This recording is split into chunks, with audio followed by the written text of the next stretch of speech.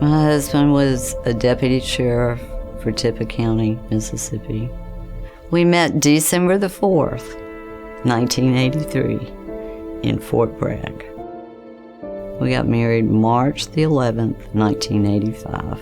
We were married for 25 years. My husband was the type that you didn't tell him you can't do something. He was 17 when he went in the military. He had to convince his mother to sign. He went in the paratroopers. He did 2 tours in Vietnam. He received 2 Purple Hearts, a Bronze Star.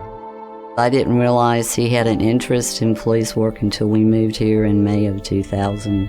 And then at the age of 57, he said, "I think I want to be a cop."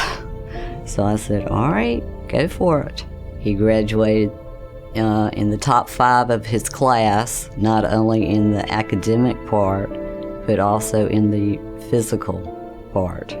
I never thought about the danger. I never talked to my dad about the danger of being a police officer. I never expected anything like this to happen, so we never discussed it, and I never thought about it. And you don't want that to be a dark cloud over you all day long, that today could be the day that something happens. You just know that he's doing what he loves. Wednesday night, when I went to bed, I just had this feeling, your dad's been shot. And then it was gone, and I fell completely to sleep. It was a Friday, December the 3rd.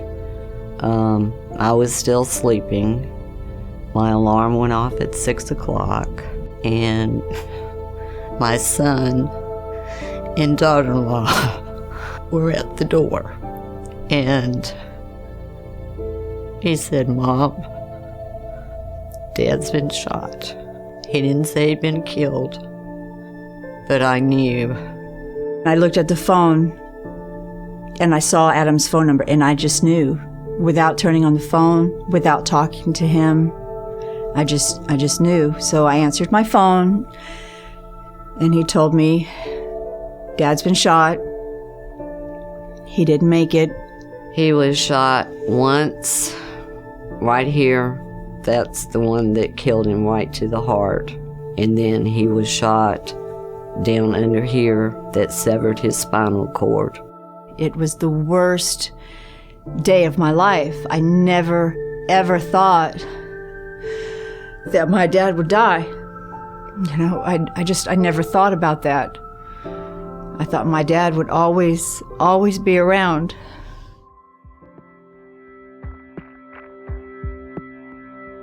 The state, it was, I think, 4 or 5 months before I got that.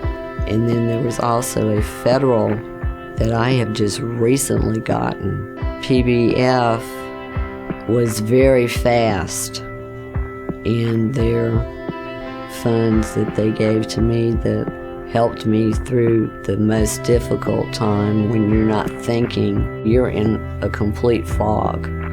And without their funding, it would have been really difficult for me. I took off 3 months from work. If I hadn't had that money, I wouldn't have been able to take off 3 months to try to get my life back. You know, there are times when I just want to pick up the phone and call him and talk to him. I don't know how to describe the emptiness that I have since he passed away. I miss most the conversations we had. He was a practical joker. He was my best friend. And I don't have that anymore.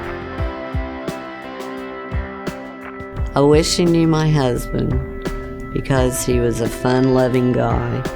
He was a caring guy. Everybody had something good to say about my dad. There were so many people that came up and said, if it hadn't been for Mr. Crenshaw, if it hadn't been for your dad, I would still be in jail.